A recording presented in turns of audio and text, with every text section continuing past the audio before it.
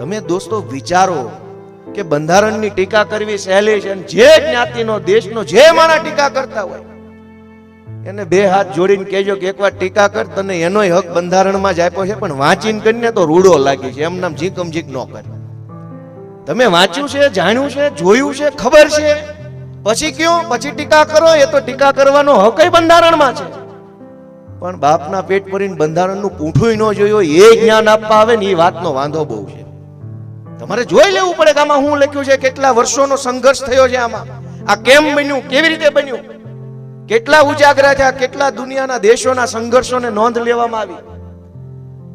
દોસ્તો આ તો એક વાત એવી છે, આપણને ખબર જ નથી કે આપણને આપણા મહાપુરુષો કેવું આપીને ગયા છે. મફતમાં મળી જાય એની કદર કેવી હોય. આ રમતા રમતા કોક જીતી જાય છે તો નથી કદર કરતા. ચૂંટણીઓમાં ઘણા માણસો ગામની દાજે જીતી જાય.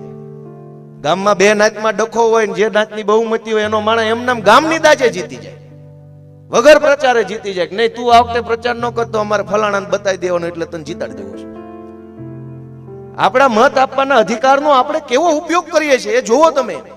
કે બાબા સાહેબે કેવા કેવા પોતાના જીવનમાં ચડાવ ઉતારને વેઠા, સંઘર્ષો વેઠાને આપણને હક આપ્યો. એ હક આપણે કોને આપીએ છીએ?